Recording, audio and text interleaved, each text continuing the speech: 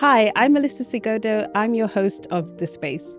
Today we have a phenomenal guest with us. He's a Grammy and 3-time MOBO award-winning artist. He also has a line of dolls called Nana Dolls, which are Black Barbie dolls. He set up schools in Ghana and a youth club here in the UK. He has a slew of nominations for his work, and I'm proud to have on this show today Fuse ODG. Hey, that was an amazing introduction. That's a good one. I really tried because you've It done sounded so like much. It came from your heart as well. It's a pleasure to be here today. No, thank you so much for coming. And so my first question for you is, do you feel like people truly appreciate how far Afrobeats has come and the barriers that people have had to break through to get to where we are? Yeah, but I don't think so, but I don't blame them too, because we're the ones who went through it. You know, we're the ones who were breaking down the door. We had to literally script to them because they thought it was dancehall, first of all. So we had to literally script, like, this is Afrobeats and it's a genre that amalgamates high life with jazz and originated from blah, blah, blah. Like, we literally had to give them a bit of history for them to read on air before they actually introduced the song. So we had to handhold them throughout that whole process. So people don't understand like how much we had to put in order to set the foundation for people's ear to now feel like it's normal to hear it everywhere. Do you know what I mean? And not just that, there's stations that were scared to play it. We had people fighting for them to play songs like Antenna. Do you know what I mean? Because they just weren't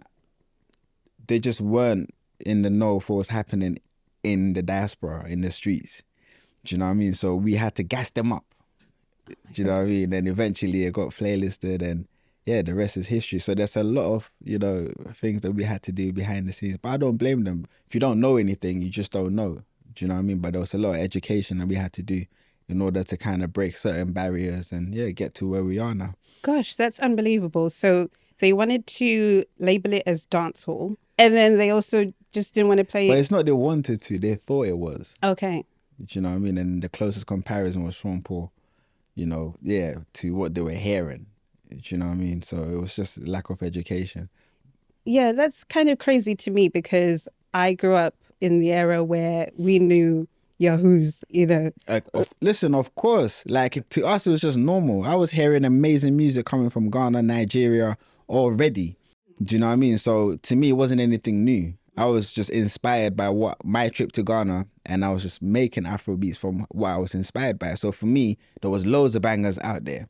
It's just that it just hadn't broken into that commercial world. Do you know what I mean? And do you think that the barrier is that these were African songs sung by African artists? Do you think that the label as being African also presented a challenge for radio stations, for the mainstream, for it to get to where it is now? As in the label being presented as African? Yeah, that this is African music. This is coming from Africa. It has African influences. Do you think people looked at that and thought, this isn't cool? This isn't... yeah, because obviously I had that, Africa's always had that negative connotation to it, and it did cross to the music, but it was the music that really did the switch.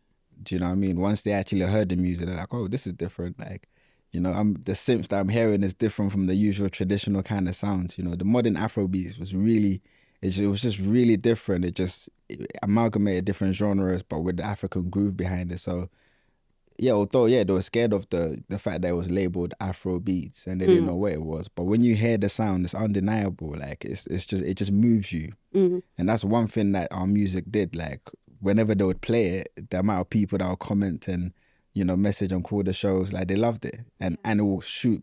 I remember when they first played Antenna, it was straight to Shazam Top 100. Do you know what I mean? That was just from, like, one play. Eventually, it was, like, top 10. Do you know what I mean? So the music, the product itself, it's just amazing. So, the barriers were definitely broken once they actually heard the music. And how did that make you feel, knowing that you had to break this barrier, that it wasn't just from the jump, from the get-go, that people were like, oh, fantastic, let's play this song? You had to convince people to appreciate the music. Nah, for me, it was already a blessing for me, because remember, like, that was my first hit too.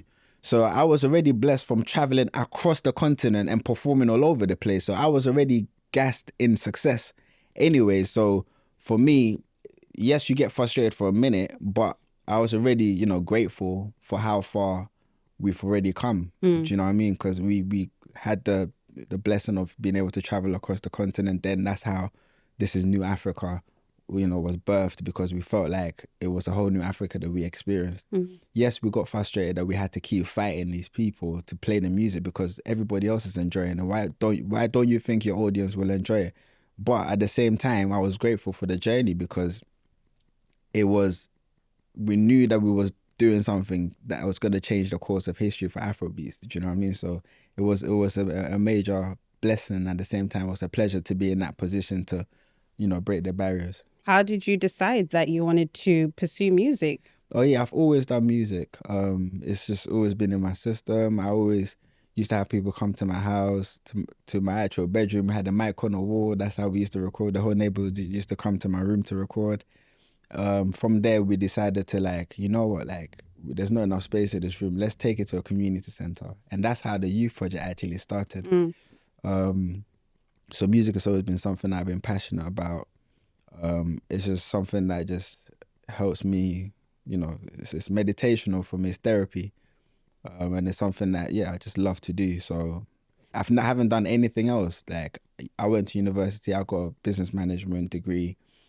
So I'm also entrepreneurial in the way that I think, but music has always been something that I've been passionate about from early. Africa has always been the foundation of everything that I've been doing from early, but in terms of the sound itself, I had to travel back to Ghana, and what I saw over there, I knew I'd been lied to by the media. I knew I'd been lied to by the education system, because all I was seeing was talent, entrepreneurs. I was just seeing beautiful landscapes, you know, beautiful nature, beautiful women, you know, like, what I was seeing was just completely different from what the media was showing. Funnily enough, I did primary school in Ghana, but it's so easy to disconnect from those memories, because when I first came back to the UK, 'cause I was born in Tooting, first came back to the UK for secondary school, what I was seeing on TV and, you know, even in lessons, like when in like a history lesson or geography, like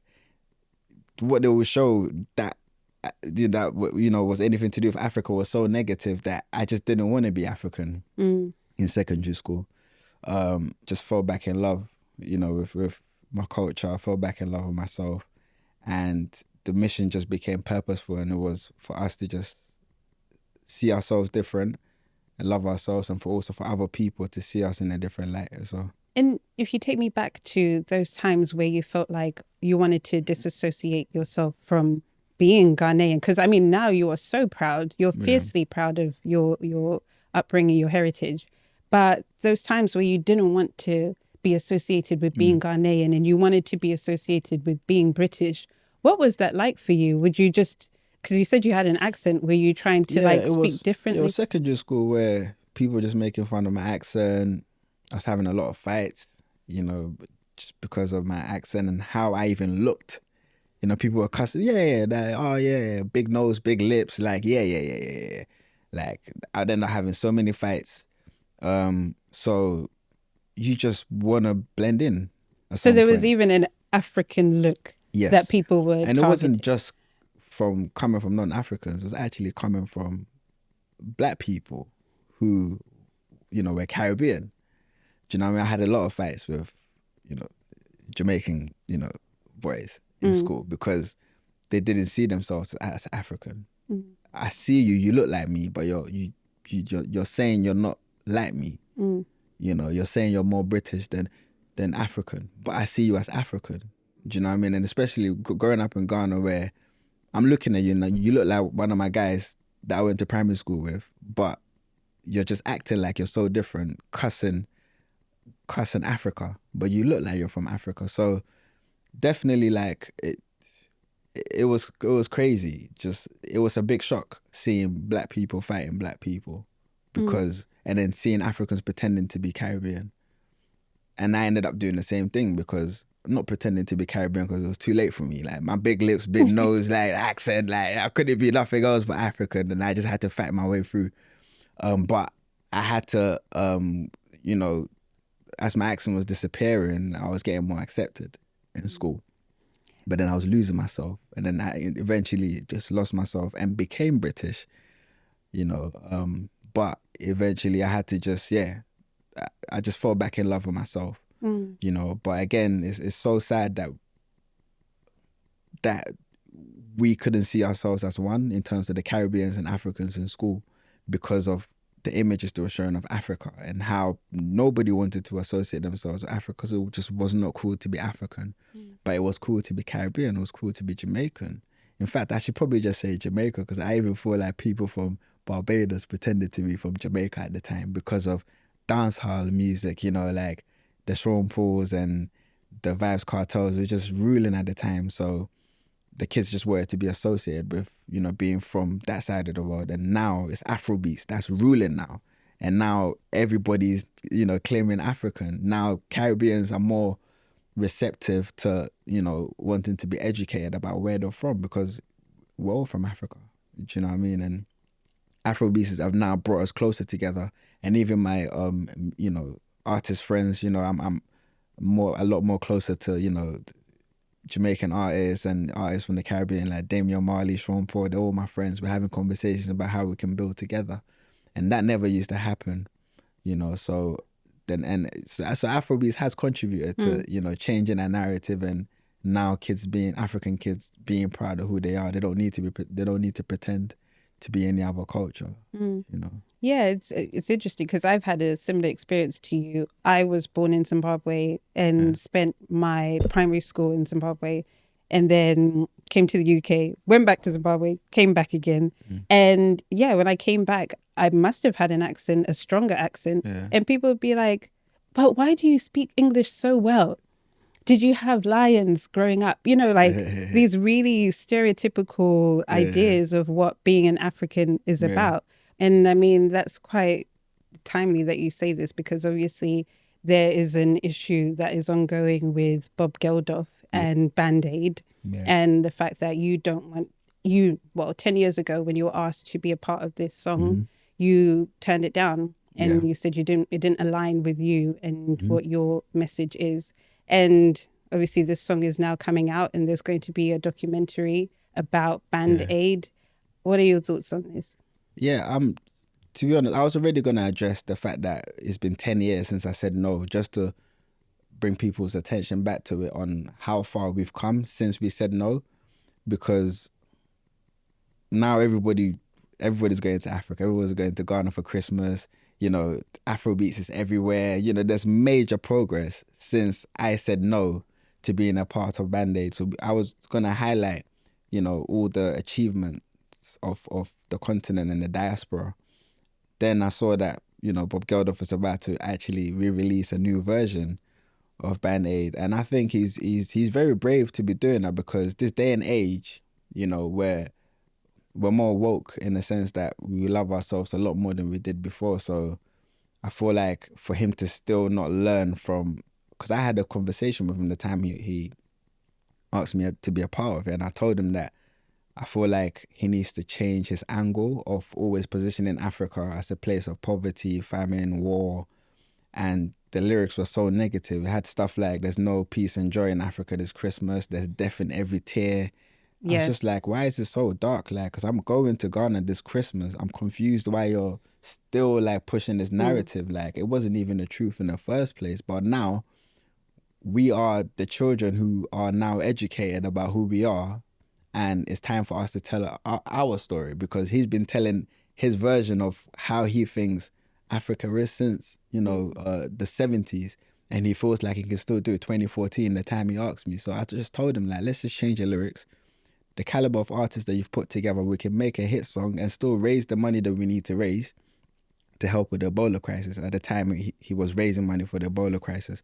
So fair enough, we're raising money for an issue that we have. But my problem with him is that he tends to pick crisis of one country and uses it to paint the whole of Africa.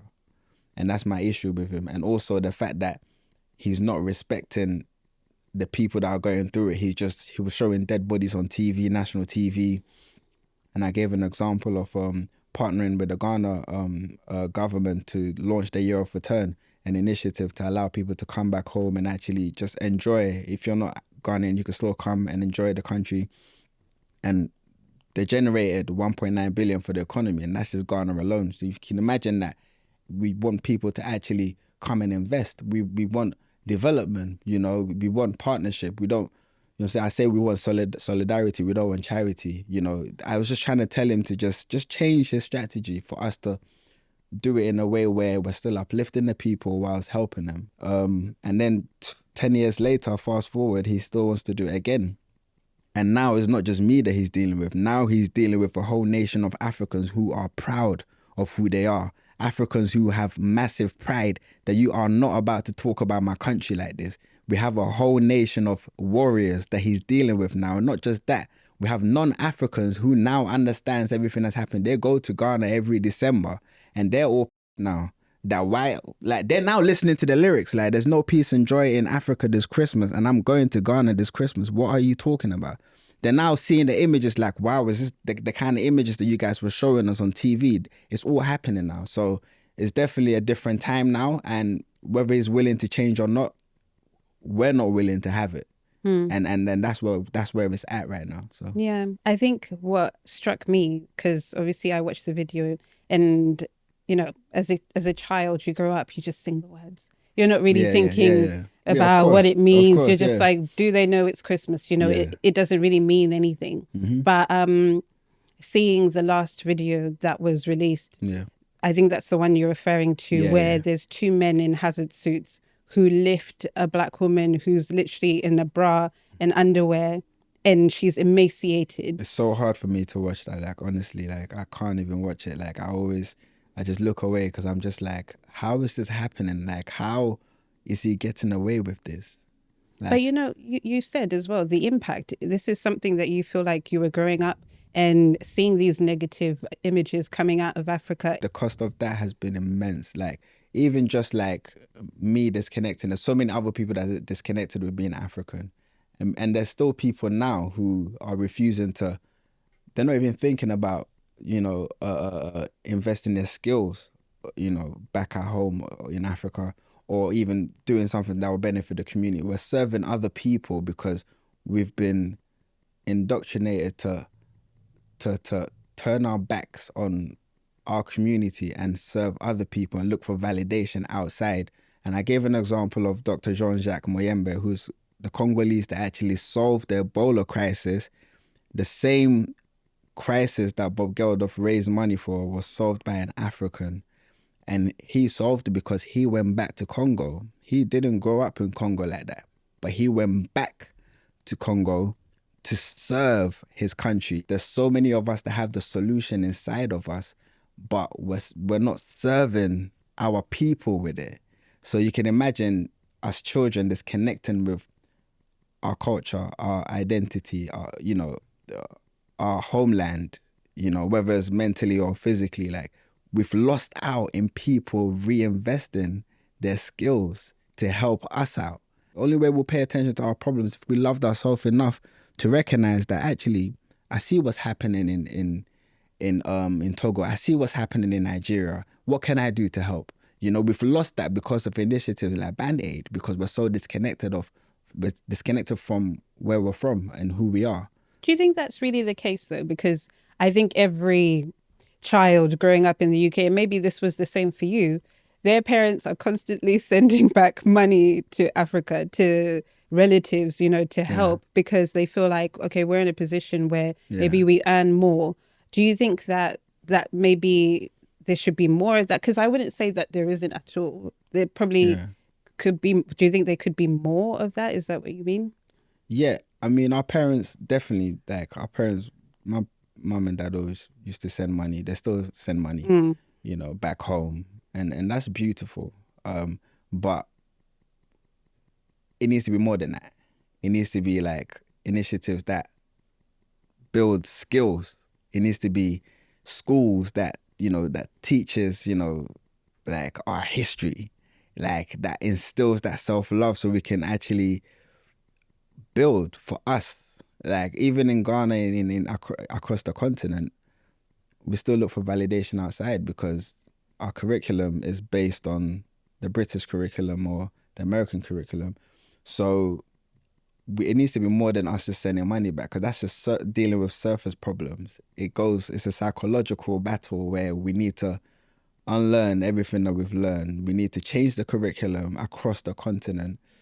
But again, we're only having these kind of conversations because we now have love. We're falling back in love with ourselves, and we want to know what we can do to help us and our people. And that's why I'm even able to talk to you about problems that I'm now understanding that we need to deal with. It's not just surface level problems. Our parents did great sending money back, but it's the schools that needs changing. The education system that needs changing is how even the churches are ran, how we take in God's word, the version of the Bible, which one are we, there's so many things that needs to be undone in order to repair the damage that's been done. It's not just from 40 years ago. Bob Geldolf just me off just recently because he wanted to re-release, excuse my language, but it's 400 years ago of problems that we're facing that we need to deal with. But obviously, yeah, I just had to deal with, the Bob Geldolf situation because it's just brazy for him to feel like 2024 going into 2025, you can release these images that portray us in such a negative light when we've come so far. We've done so much work to reposition ourselves, and people are now coming back home and investing, and our kids are now feeling proud of who they are. I made an example of my little sister going to the prom and playing Afrobeats with all her friends in a car. That never used to happen before. I just feel like our hard work cannot be in vain. We need to continue to build upon it. The only way to do that is if he works with us, for us to carry on the narrative and see how he can contribute rather than sticking to the same thing that's been destroying us over the past 40 years. But aside from Bob Geldof and Band-Aid, I know you've spoken in the past about living in the UK and the issues that come with that, feeling like you can't really live and be your full self and, walk the streets, sit in your car. You were stopped by police, accused of, having illegal substances. Yeah, it's scary being a black man in the UK and in the US and across Europe, anywhere outside of Africa, because there's this worldview of us that's just not quite balanced. And that's why it's happening. The policemen that decided to stop me and my business partners because their worldview of us is us being criminals, whereas from inside that car, we were having a meeting discussing the educational app that at the time we were about to launch, which we've now launched, one that teaches Black history. And we were obviously discussing forward kind of thinking movement and how we can, better the community. So we know how we see ourselves, but because there's a gap in how the world sees us, that's what validates the actions of these people, like the policemen or Bob Geldof, because there's a major gap. And that's why right now we're trying to fill in that gap by taking control of the story and just retelling it. And that's why it's key for us, for us to be the solution to that problem. And myself and my business partner started, the app, the School of New Africa. We built that to teach our history, to close that gap so people can understand that Africans' contribution to the progress of the world is immense. And it's not from 400 years ago where we were enslaved. It's from 40,000 years ago where we discovered mathematics, through the Lubombo bone. Is from when, we were the Imateps, multi-geniuses, building pyramids, and, we were the Moors, building streetlights and public baths. And there's so many stories that aren't told, so people don't respect us. If they knew how powerful we are and how powerful our ancestors have been, they would give us the respect that we deserve, because they know they're dealing with powers. They know they're dealing with gods, because as far as they're concerned, they're the ones who are helping us, and we came to their country. And, there's this gap there that needs to be filled. And once, again, through the app and through the next generation, us telling our story and closing that gap, it would be a lot more different. It would be more respect for us, and people would move different. But right now, the gap is so massive that people are just misbehaving and we're dying over it. Do you feel disrespected? Is that how you felt during that time? 1,000% disrespected. But being who I am and understanding that I know how they see me and I know why they see me how they see me. Do you know what I mean? And it's way bigger than that present time where he had me in cuffs. It goes back to 400 years ago, from when everything started and how our books were burned and, you know, our educational system were taken down and they brought in their curriculum and they brought in their religion. You know, it goes way back to the point where now it's created this gap and disparity between me and my brother. He's now, you know what I'm saying? Like, he doesn't know what he's doing. So I saw it from a different perspective.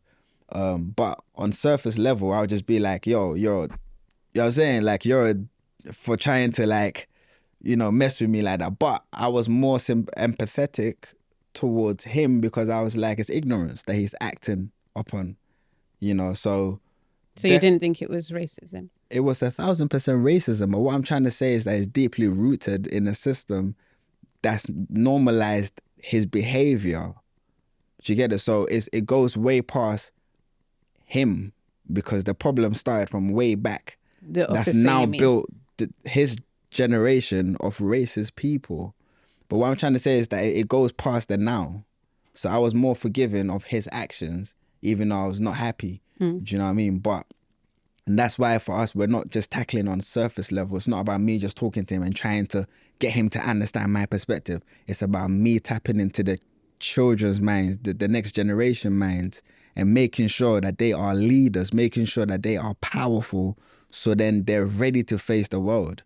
And then the non-Africans can also learn about our history as well. So then when they see that child as an adult, they can understand that that's a descendant of an imitative. That's a descendant of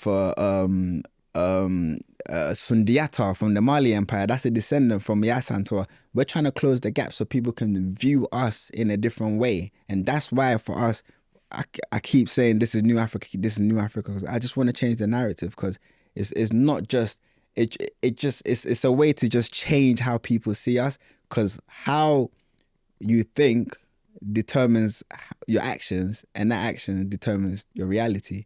You know, how I think about myself, I know I believe in myself, I love myself, so it determines how I behave.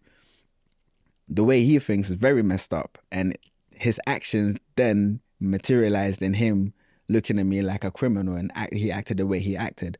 But because I know who I was, I knew, I already felt powerful over him, because I'm like, he doesn't know what he's doing. Do you know what I mean? But it's a deeper conversation. It's not just him being a racist. It's a whole system that's been put in place. It's systemic, has been put in place for us to now be, you know, acting the way we're acting. And that's why we're starting with the kids with the app.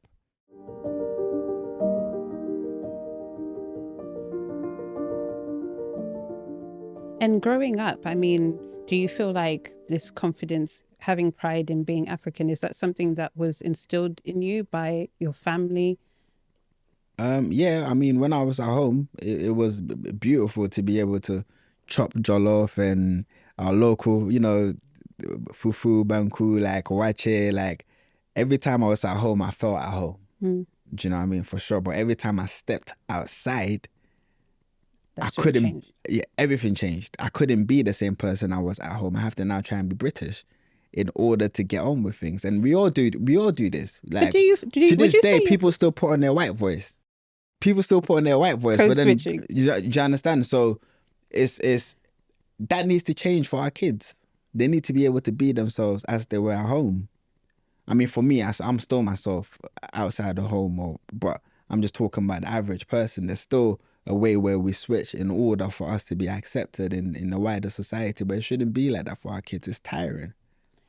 I mean, do you consider yourself British? I don't consider myself British. I don't even think about it. I just know that I have a British passport, and I have British friends that I love very much who are, you know, white. Do you know what I mean? But I don't really think about me being British. I've always thought of me being a Ghanaian. Okay. Because I grew up in Ghana as well. I was born in Tooting, but I grew up in Ghana. I've never seen myself as a British person, but I do understand that I have a British passport. Do you know what I mean? And the system currently, you know what's happened from 400 years ago up to now, it favours that British book. But I know like lots of people like you who were born here, moved back to Ghana, and even in their later years moved back to Ghana from the UK. And I remember one girl in particular, she was like, listen, Ghana is not like England. You need to come with a different mindset that things will be different, that it's a different culture. Yeah. You know, there's certain things you can't do. Like, I think it was in terms of like what hand you use to greet someone, and just a different level of respect. But obviously you're somebody who's grown up here partly. Yeah. So are there any things that you have like within yourself that are British, and then when you go over to Ghana, it feels like a bit of like tension because you still have, because I'm sure there's a part of you that is quite British after being here for so long. I get what you're saying though. I'd rather say London than Britain. Yeah. I'd rather say London or Mitcham. Mitcham boy. Yeah, there's how I am is because I grew up in Mitcham. I grew up in a council estate. You know, I don't like to think about it like it's a British, because everyone I grew up with in the council estate we related in the fact that we were, you know, the man them on the council estate. Do you know what I mean? It wasn't a thing of being British or, you know what I'm saying? It was just like man them in the hood. Do you know what I mean? That's our nationality. The man them in the hood. Like, so if you want to talk about man them stuff, yeah. But I don't know about, you know, classing as, you know, British ways or whatever. Like, yeah, definitely when I'm in Ghana, like, man, I talk like I'm, you know, with the man them, do you know what I mean? Like, and yeah, but yeah, for sure, there's differences in the cultures. But I love growing. I love that I grew up in London as well, because I got to meet the people that I met. Do you know what I mean? And I got to, you know, there's so many different cultures. You know, like I love Caribbean food. Like, do you know what I mean? If I was in Ghana, probably wouldn't have happened, you know. But I love growing up in London because I got to learn about other cultures. You know, I got to learn about so many different things. But one thing I did get to, you know, I came to the realization of was that it all goes back to our contribution to the world that's just been ignored. You know, so yes, like I appreciate everything that I've learned whilst living in London, but it all goes back to us setting the foundation here in the first place. It's interesting because some people, when they go abroad, like Black Brits, when they go abroad, they'll say, I'm British.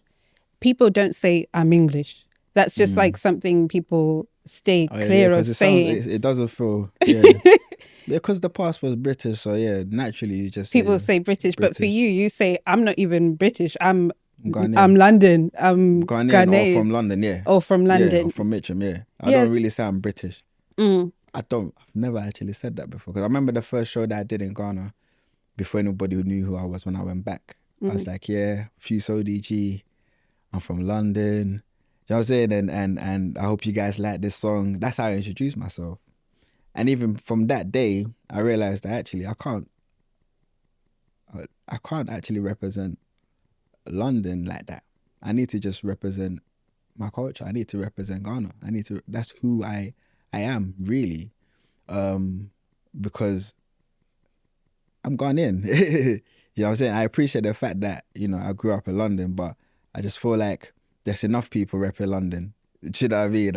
In London, like the man them I rep in London anyways. Like somebody has to represent the motherland. Do you know what I mean? And from that day, I just decided that that's what I'm gonna be repping. But it's interesting that you say, obviously, you were fighting Caribbean kids in school, Jamaican kids in school, and to see how far Afrobeats has come and even the influence that it has in America, and seeing how Black Americans have spoken about Africa before. Is that something that you encountered where you'd meet Black Americans who had a negative view of what Africa is as an artist in your journey? That's still an ongoing mission, actually. Really? African Americans identifying with just being African. But again, their journey and their story is way different from Africans in the UK and Europe, because they don't even know where they're from. Their names were stripped from them. Their identity was stripped from them. They were taken away from their families. They don't know where they're from. So that story is completely different. Like, I can't even sit here and try to speak for them. It has to come from them. All I can do is let them know that whenever is that time which is happening, we are here. You know what I'm saying? We're here waiting for you. You have a home in Ghana. You have a home in Nigeria. You have a home in Kenya. Like, we're waiting for you, because a lot has happened that's disconnected us from each other. And now the damage is just so much that we just need to be patient with each other. Do you know what I mean? But we're getting there. Again, you know, well, with Afrobeats blowing up, people are now coming to Ghana. When they come Ghana now, they're seeing what happened, where they were taken from. That's why the educational app that we've launched is so key for the next generation in America, because it's going to allow them to remember who they are, because they're going to be learning about the powerful people that were there before we were taken. They're going to be learning about the books that were burnt in Timbuktu. And all the answers are there in terms of retracing our steps and actually finding out who we are. And that's what we're going to do through the app. And we know we'll eventually get there, where it's happening already with the year of return, where people came back home and, you know, feeling at home. The fact that they felt at home, that was you know, and some people stayed, do you know what I mean? And some people still have plans to come back, you know. So it's happening one step at a time. But definitely the African-American journey is a whole different story that I'm not going to try and speak for them, but just have patience.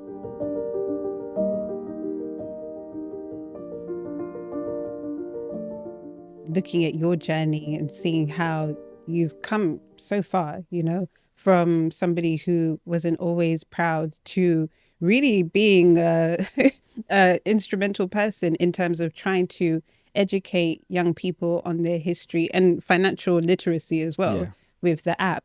But I'm really interested to know, because obviously you stepped on the scene, you had your hit, you know, Azonto, kind of coming out of nowhere, would you say? And then going to places like America, being introduced to other artists. Did they ever look at you and go like, oh, there's this African artist, like we don't need to talk to him? Did you ever encounter any experiences like that? No, I didn't, because America respects money and they respect success. Do you know what I mean? So were more curious about, oh, like, where you from? Like, word, like, do you know what I mean? Like, so it wasn't, they see me looking like money. So they're like, yeah, like, yo, bro, like, yeah, tell me more. Like, I'm like, yeah, bro, you should pull up to Ghana. You know, people like Wyclef already understood. You know, he's Haitian, so he understands, like, you know, so me and him connected nicely. And yeah, but for people that didn't know who I was, they'll just respect the success. And then the conversation will start flowing. And when you start speaking to them, you even convert them a lot more to know that we're the same people. You know what I mean? So yeah, no, we haven't had any like pushbacks like that in America. It's been beautiful for us in America every time we've gone there. Yeah. And now it's even easier. And I'm even talking when I first, you know, came onto the scene. Now it's even easier now because Afrobeats is everywhere. You know? Yeah. And I have one last question for you, because I know that you're tight for time, and we also want to speak to your friend and manager, Mr. Hackett. Yeah. But what makes you so ambitious? What drives you? What drives you? Was it somebody in your life who really made you feel like, okay, I'm going to go and I'm going to do everything? And I don't mean what the mission is, which is that you want to educate the young, you want to bridge that gap, but just to keep going. Why are you so ambitious and driven? I've always wanted to live a purposeful life. And I always say to people that music is what we're naturally talented at, but it's nothing if it's not connected to your purpose. And just living a purposeful life is just so fulfilling for me. And I kind of feel like I also feel like I didn't choose it at the same time. Just my experience in Ghana just changed me. Just going back home, and I would recommend that to everyone. Just take a trip to a country in Africa, and you just get a chance to just be present.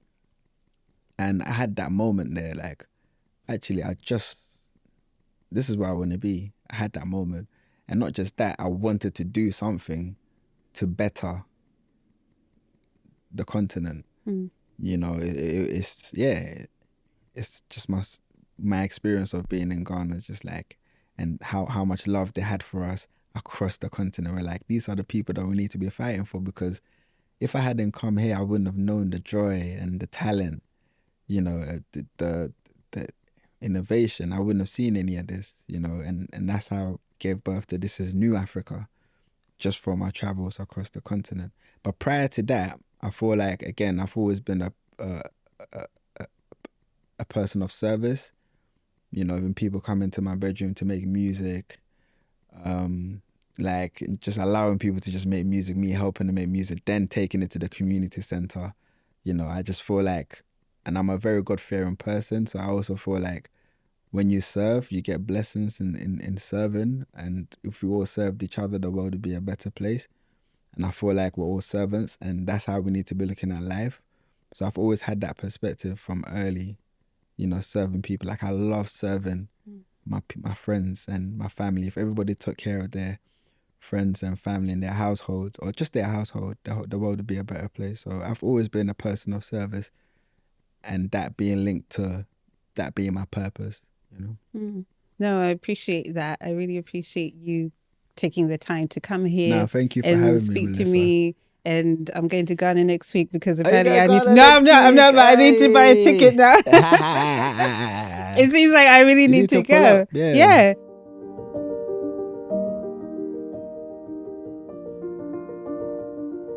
My upbringing, I'm from Mitcham. That's where I met Fuse. Like I said, he was one of my next door neighbors, and yeah, he was just known in the areas that crazy guy that had so much energy, and you know, whenever you wanted to make music, he had a space, he had a he had a platform where everyone would just come, and actually that's what kept a lot of us in the area out of trouble. Wow. Just going to Fuse's place, and so everybody knows, you know, the weekend we're at Fuse's, we're making music. But yeah, it was kind of a mad connection with, you know, he and I. But yeah, my heritage is from the Caribbean. Okay. So my mum is from Jamaica, my dad is from Barbados. But my mum is very, she's of very much of a Pan-African mindset. So she brought me up knowing my history, knowing about, you know, the continent. And yes, I guess it's there's a direct correlation to what we're doing now with all of the seeds that she sowed. So yeah, that's kind of. So he's always been community minded, hasn't he? He's always wanted to do something to help others. Yeah, he always has. Actually, before community, I think you look at a person and how they are with their family and their friends. And Fuse is that type of guy that actually, he would literally take his shirt off his back and give it to someone. In fact, he's done that. There was one time when we were running our projects, and like some of the projects we had these T-shirts that everyone loved in the area, and but we'd raise some budget from the council to, you know, put the project together, but it was at the end. And so this girl one day came up to him and was like, "Oh, I love that T-shirt. I love that T-shirt." He just took it off and gave it to her. I was mad at him, but I'm like, yo, we ain't got no more T-shirts left. You're here giving your T-shirts out. But like, yeah, that just speaks to how he is, just, you know, on a one-to-one, let alone actually the community. That's how he is. And then, you know, I think the thing that it impresses me the most with him, you know, is that he's continued it over time, you know, and it's one thing to be that way when, you know, you're the flavor of the month, and you're brand new and all of that. But when you're not, and you still continue and focus on, you know, what it is that you feel is your mission, I think that's what sets people apart, sets him apart, you know. And so I personally just have so much love and respect for him for that, and how he's just stayed the same. And it's been a pleasure to witness that, you know, over time. Yeah. Yeah. No, I appreciate you saying those words. In fact, I might just use them as the intro. Because I think that Come really, on. yeah. It's really sweet to see two guys together trying to make a difference. Yeah. And like Fuse said at the beginning, how in school he used to fight with guys from the Caribbean, and now look at you two. Not that you fought each other, but, you know, seeing an African and a Caribbean person coming together and trying to do something good, you know. Yeah. I think that's really great. Yeah, I think that's a beautiful thing in that, in terms of what the two of us embody. It's like, it's the experience on both sides of the coin. Like, as an African, for his heritage, he was on the continent and he grew up in Africa. My experience of my ancestors is actually, we were taken from the continent, but somehow he and I, we connect, like we grew up, like we're from the same place, you know. And when he was mentioning just now, you know, the American experience, and how he personally can't relate to that, but myself as a Caribbean, I fully can, because again, you know, a lot of African UK or British Africans, they have a privilege sometimes that they're probably not aware of. If you're Nigerian or Ghanaian, you can look on the globe, point at somewhere and say, I'm from here, this is my language, this is my culture. But we can't do that. We actually don't know unless we go and do some DNA, and, you know. So there's a hunger for us to really understand and connect back with yourself. And as Fuse was saying, until you do that, there's a certain level of power that you can't attain until you know who you are. And so that is what we're trying to give back to people through the app that we're building, through the experiences, through the stories that we're trying to tell. Yeah. Thank you for that. I know you guys have to get going. Thank you for need to get going. Thank you for now. having us, and just, no, continue thank you. doing what you're doing. It's amazing. And we love to be a part of it. So. Yeah, no, it's great to Thank you have so much. your voices contribute to this. I think lots of people will relate to the story, the message, and all of it. So yeah. Amazing. Okay. Thank you. We're done.